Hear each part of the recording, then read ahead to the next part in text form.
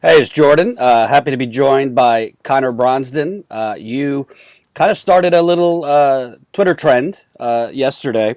Yeah. Um, Refund Pete was trending, and I saw a lot of people who I guess originally kind of were donating and supporting Mayor Pete hmm based on uh, different, more progressive promises he was making. Uh, Yes. Legitimate, like actually asking for a refund. Can you kind of talk? Medicare for all, free college, campaign finance reform. There were quite a few reasons for sure. Yeah, so let's talk about that. In the beginning, when he first started to run, what did you know about him and what attracted to you at first? Yeah. Yes. So honestly, this is a bit of a case of, maybe I should have done better research. I think that's something that you can say to some folks. But at the same time, it's hard with these national candidates when they're coming out. They're portraying themselves one way. And, Pete, he'd said, I'm for Medicare for all. I believe in free college. He in 2010 when he ran for state treasurer, he had refused to accept donations from big banks. So there's a lot of stuff to like about him. And frankly, he's a charming guy. He's got some really strong energy about him. He's young. He's someone who kind of portrayed himself when he came to the campaign as this progressive. And don't get me wrong, there are some folks who saw through that, but there are plenty of us who saw his, say, for example, in my case, March 10th town hall on CNN and said, this guy deserves to be on the debate stage. And so I know for me, I saw an ad from his saying, I need to get 65,000 donors to get on the debate stage, and I donated $3, which is pocket change, as he says. Uh, but my thought process was this guy's smart. He's young. I want to see this guy in the debates. And since then, he's made this clear rightward shift that's been very calculated based around, whatever he's poll testing or trying to be the heir apparent to Biden, whatever his rationale. And I think there's a lot of us out there who are very frustrated by that. So I'm excited that folks are using the hashtag and reaching out to the campaign to get their refunds. So I want to ask you, not as a criticism, I'm just kind of curious Sure. because to me, I look at him, and maybe it's just because I'm so used to politicians being full of it, and I Yeah, fair. say, what is his qualification? What has he done in South Bend, Indiana? hmm When you were aside from his presentation, did you ever see national media stories in the beginning about like what he did as a mayor that made you think, oh, he could, if he did that there, maybe he could do that on a Yeah. grander scale. So there wasn't a ton about it. And I guess I should explain a bit about my donor rationale. I've donated now to, I think, 4 or 5 different candidates in the primary this year. I've donated to Bernie Sanders. I've donated to Elizabeth Warren, donated to Jay Inslee. I think I've donated to Castro as well. And then obviously I had the donation to Pete. So for me, I was early on very much of the mind that I wanted to get these different voices out there. And so it was less about saying, this is someone who I know is perfect on all the issues, more and more so saying this is someone who is a progressive, who is young, who's going to bring a voice to the stage that isn't otherwise represented. And as much as I love, say Warren and Bernie, they're in their 70s, right? So having someone who's from a younger generation and is bringing that idealism was appealing to me. It reminded me of President Obama, and there, I think it's absolutely a bit of a critique to say like you need to do more research on that, and that's fair. But I do also want to point out that I think there were a lot of us who gave, and in fact I know several Bernie supporters who gave $1 or $2, just saying oh, this guy seems like he deserves to be on the stage. We were seeing. I think the one news story I saw about him before his town hall that I distinctly remember was the story about his essay when he was a high schooler praising Bernie Sanders. Mm-hmm. And so, to some extent, I think the way the national media and how his campaign sold him to start with was very focused around, oh, this guy's a progressive. And as you aptly point out, like there are major concerns about how people are being labeled there, because unless we actually do the research and follow up, we're sometimes going to be fooled by stuff like that. And that's why I'm really thankful that folks like yourself are out here and doing this independent media work, because we need people investigating. We need people to do this follow up. And so I'll freely admit, I was fooled. I saw someone who was charismatic and had these qualities, and frankly is very smart. And I said, like this is someone I want on a debate stage. And given time and retrospect, I think it's pretty clear that he's not the values I want represented in this party.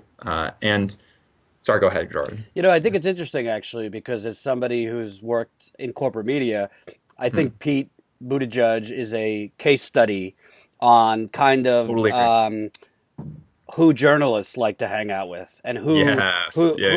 who they respect and um, see as this new shiny thing, and then Yep. they kind of push that forward. I mean, you look at Trump. Yes. Young mayor, Rhodes Scholar, blah, Right. blah, blah. Yeah. You look at Trump. He got God knows billions in free advertising.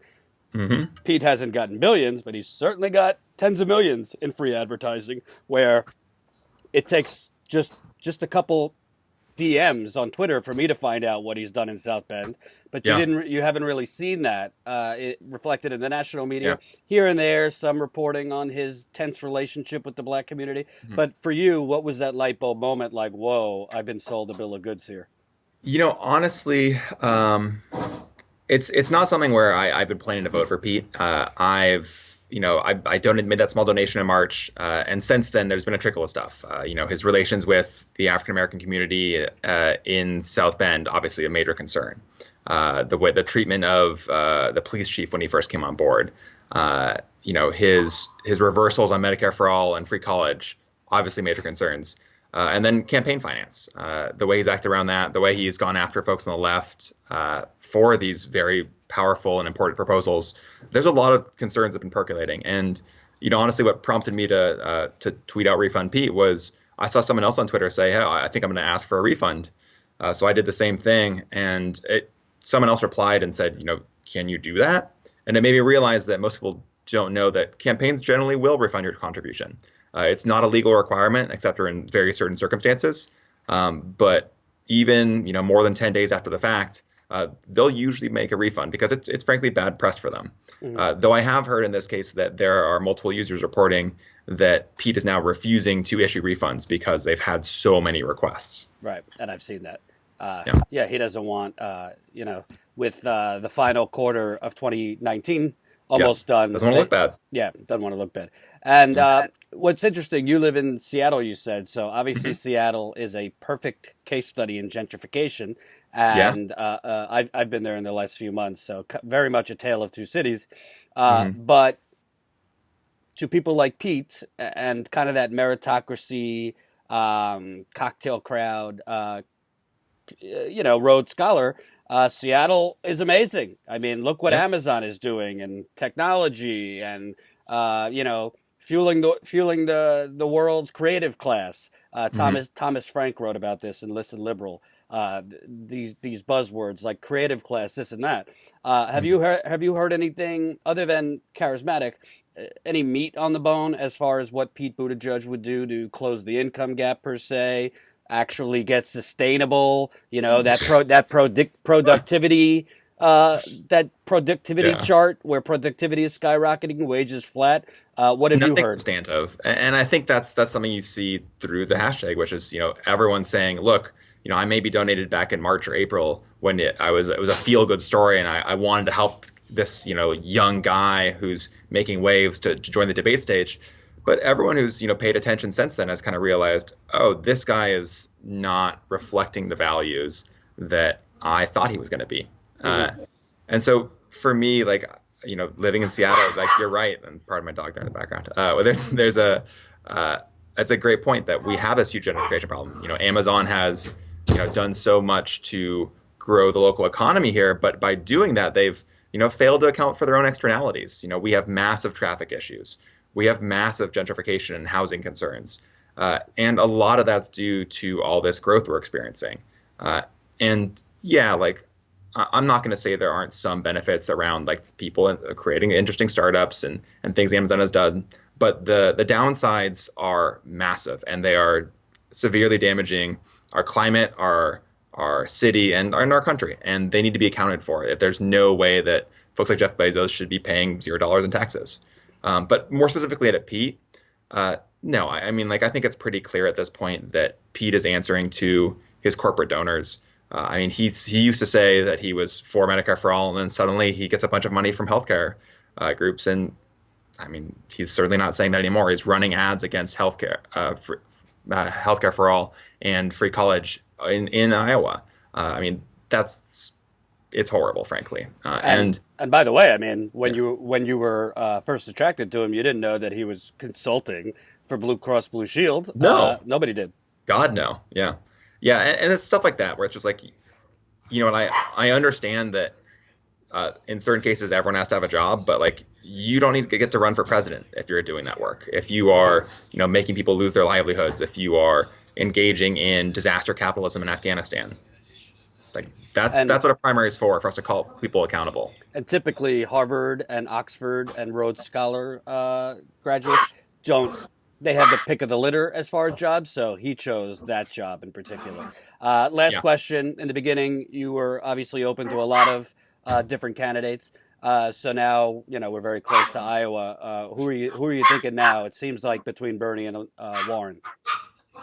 So for me, my top two are definitely Bernie and Warren are my top Mhm. two. I really like Castro as well. I think he's got a ton of energy, and I think my ideal ticket's probably either Bernie Castro or Warren Castro. But at this point, I don't see Castro having a chance to win the primary. Yeah, and look into Castro too. A lot of Yeah. interesting sell-offs to Wall Street when he was HUD secretary. That's Well, totally fair, yeah, and that's why I think it's more of a VP pick and opening up Texas. I think that's more my thought process on it. Is, and if we can put Texas in play, that's a huge thing for electoral college. yeah, makes sense. Well, thank you for doing this, and also it shows. I mean, that was trending, even though the corporate media. I mean, the New York Times did like a piece on it, but I thought it was very tame. The Yeah, New I York agree. Times did a piece on the fact that that was trending, refund Pete. But I also find it interesting, like you said, they were honoring it and refunding, but then when it was like, Oh, suddenly no. oh wow, Yeah. this is going to really screw up our numbers, then they couldn't do it anymore. So it just shows you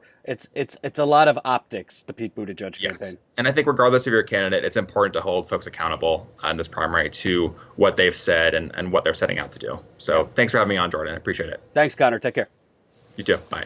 Hope you enjoyed that last video. Hop on over to statuscoup.com where you can sign up for our email list and become a member for as low as $5 to $10 a month. Membership is how we grow. That's statuscoup.com/join. And remember, join our email list so we can grow the revolution with you.